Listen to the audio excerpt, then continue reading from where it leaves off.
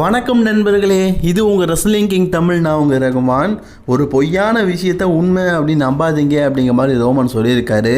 And செத்ரோன்ஸோட casting சம்மர்ஸ்லாமில் இருக்கும் அப்படிங்கிற மாதிரியான ஒரு செய்தியும், கோடி ரோட்ஸ் கிட்டத்தட்ட ராக்கோடி அடிமையாக மீண்டும் மாற போகிறாரு அப்படிங்கிற மாதிரி ஒரு செய்தியும் கிடச்சிருக்குது. வாங்க இன்றைக்கான ரெஸ்லிங் செய்திக்குள்ளே போகலாம். மறக்காமல் ஃபஸ்ட் டைம் வந்துருக்கோங்க, சப்ஸ்கிரைப் பண்ணிக்கோங்க, பெல் ஐக்கானை கிளிக் பண்ணி வச்சுக்கோங்க. தினமும் போடுற ரெஸ்லிங் செய்திகளை தமிழில் தெரிஞ்சுக்கோங்க. நம்ம OTC1 ட்ரைபல் சீஃப் பார்த்தீங்கன்னா இப்போ சமீபத்தில் மண்டே நைட் ராக்கு வந்திருந்தார்.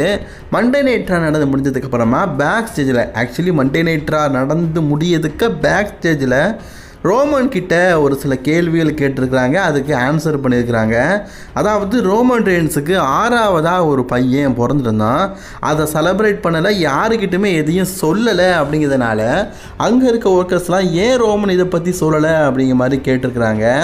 அதுக்கு ரோமன் ரெயின்ஸ் என்ன சொல்லியிருக்காருன்னா, எனக்கு தேவை 5 பிள்ளைங்க தான், எனக்கு 5 பிள்ளைங்க இருக்குது, இதுக்கப்புறமும் நான் 6ஆவது பிள்ளை பெற்றுப்பேன்னு நினைக்கிறீங்களா? நான் 6ஆவது ஒரு ஆம்பளை பிள்ளையை பெற்றுக்கிட்டேன் அப்படின்னு சொன்ன செய்தி ரூமரு, அதை நம்பாதீங்க, அது ஒரு பொய்யான செய்தி அப்படிங்கிற மாதிரி சொல்லிட்டாரு.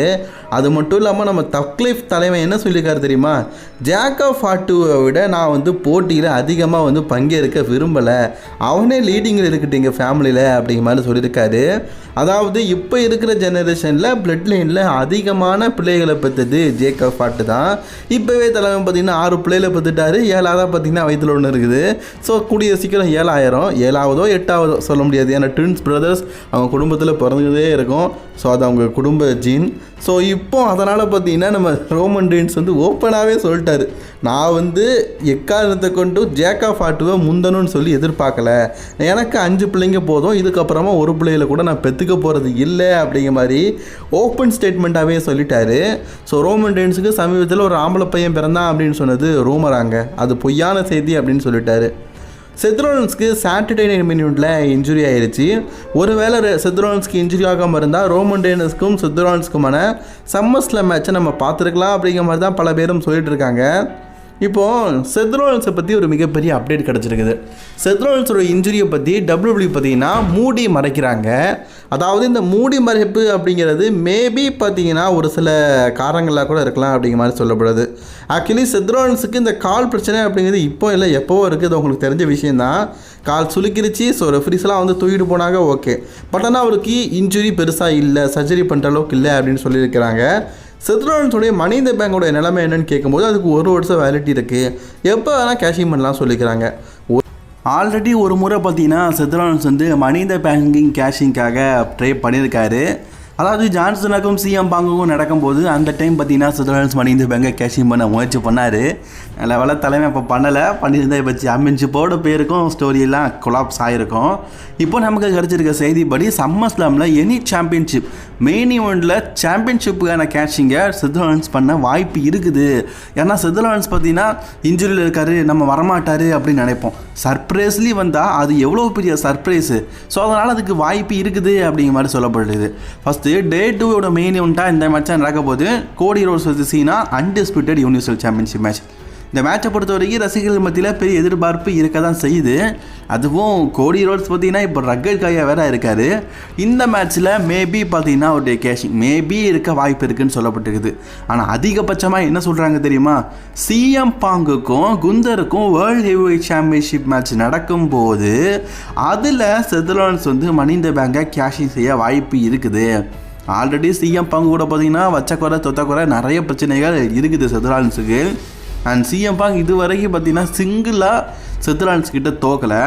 அண்ட் அதை பழி வாங்கும் விதமாக செத்ரோலன்ஸ் பார்த்தீங்கன்னா மணி இந்த பேங்கை சிஎம் பாங்குக்கு எதிராக கேஷிங் செய்து ஹெவி வெயிட் சாம்பியனாக வாய்ப்புகள் அதிகமாக இருக்குது அப்படிங்கிற மாதிரி சொல்லியிருக்கிறாங்க. செத்ரோலன்ஸோட இன்ஜுரி உண்மையா இல்லையா அப்படிங்கிறதே நமக்கு தெரியலை.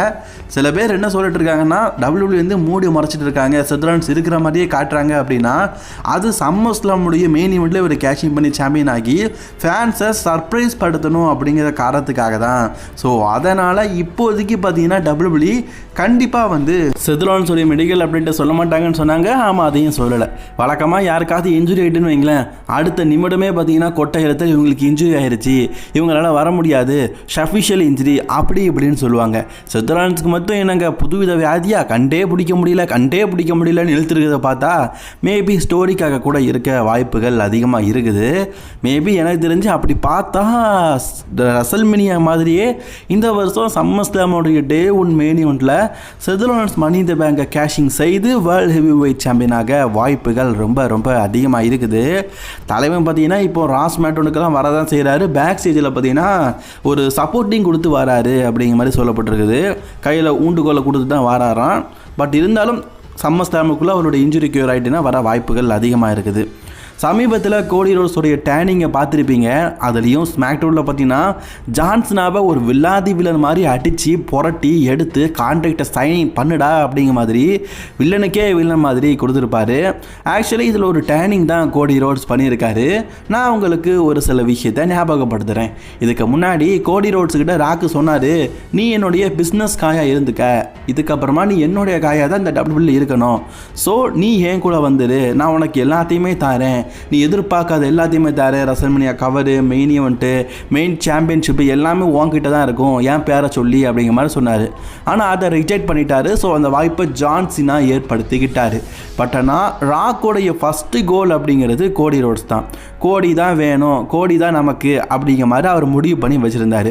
ஆனால் கோடி ரோட்ஸ் அப்போ biggest face of the company and ரசல்மேனியாவில் அவர் கண்டிப்பாக தோக்கணும், ஜான்சனா சாம்பியன் ஆகணும் இருந்ததுனால அந்த டேனிங்கை அவர் மறுத்துட்டார். ஸோ அந்த டேனிங்கை ஜான்சனை ஏற்றுக்கிட்டாரு. அதுக்கப்புறமா ராக்கும் வரல, அந்த ஸ்டோரியில் என்னாச்சு அப்படிங்கிறதையும் காட்டலை, டோட்டலி அப்படியே விட்டுட்டாங்க. ஸோ இப்போ நமக்கு கிடச்சிருக்கப்படி இது மீண்டும் ஸ்டோரி டெவலப் ஆக வாய்ப்பு இருக்குது. அண்ட் நீங்கள் எல்லாருமே இந்த வாரம் சமீபத்தில் நடந்த மண்டே நைட் ட்ராவல் நோட் பண்ணியிருப்பீங்கன்னு நினைக்கிறேன். ராக்கு மாதிரியே கண்ணாடி போட்டிருப்பாரு, ராக்கு மாதிரியே ராக்கோடைய அந்த எக்ஸ்பென்சிவான அந்த வாட்ச் போட்டிருப்பாரு, ரிங்கு போட்டிருப்பாரு. கிட்டத்தட்ட ராக்கோடைய எக்ஸ்பென்சிவான எல்லா விஷயத்தையும் பார்த்தீங்கன்னா இப்போ கோடி ரோட்ஸ் போட்டுட்டு வராரு. இதை வச்சு என்ன சொல்ல வராங்க அப்படின்னா, கோடி ரோட்ஸ் ராக்கோடைய ஆஃபரை அக்செப்ட் பண்ணுற மாதிரி இந்த ஸ்டோரியில் என்ன கொண்டு போகிறாங்க. அதாவது ஒன்றும் இல்லைங்க, கோடி ரோட்ஸோடைய ஹீல் கேரக்டருக்கான ஒரு ஹிண்டிங் தான் இது அப்படிங்கிற மாதிரி சொல்கிறாங்க. நான் ஆல்ரெடி சொன்னது தான், பல முறை சொன்னது தான், கோடி ரோட்ஸுடைய ஃபேஸ் டர்ன் ஃபேன்ஸ் மத்தியில் புளிச்சு போயிடுச்சு. என்னடா அவங்க இப்படி ஃபேஸ் டர்ன் பண்ணிகிட்டே இருக்கிறாங்களே அப்படிங்கிற மாதிரி போர் அடிக்க ஆரம்பிச்சிட்டு. ரோமன் ரெயின்ஸோ செத்ரோலன்ஸோ அவங்களும் பார்த்தீங்கன்னா நேரத்துக்கு ஏற்ற மாதிரி வில்லன் கேரக்டரை பண்ணுவாங்க. ஆனால் கோடி ரோட்ஸ் பார்த்தீங்கன்னா நான் சாவும் வரை ஃபேஸ் டர்னாக தான் இருப்பேன் அப்படிங்கிற மாதிரி தான் சொல்லிட்டு இருக்காரு. ஜான்சனா மாதிரி ஜான்சனா இருந்தது அது வேற ஏரா. ஆனால் இப்போ உள்ள நியூ இயரால் ஃபேன்ஸ் எக்ஸ்பெக்ட் பண்ணுறதே வேறு விதமாக இருக்குது. ரூமர்ஸு அப்டேட்டு இதெல்லாம் தாண்டி அவங்க எக்ஸ்பென்சிவான விஷயத்தை கொடுத்தா தான் ஃபேன்ஸ் மத்தியில் அது நல்லா இருக்குது. ஏன்னா எல்லாமே தெரிஞ்சிட்டுல இது இப்படி தான் அப்படின்னு. ஸோ அதனால் கோடி ரோட்ஸோடைய ஹீல் டர்ன் பண்ணால் அது நல்லாயிருக்கும். அண்ட் சம்மர்ஸ்லாம் அப்படிங்கிறது ஒரு big event. Last year WrestleMania சொதப்பிட்டாங்க.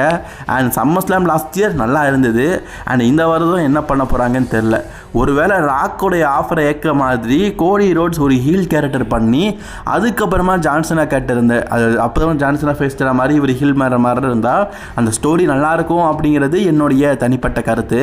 அண்ட் கோடி ரோட்ஸோடைய வில்லத்தனத்துக்காக எத்தனை பேர் காத்துட்டு இருக்கிறீங்க அப்படிங்கிறத மறக்காமல் கமெண்ட் பாக்ஸில் கமெண்ட் பண்ணிக்கோங்க.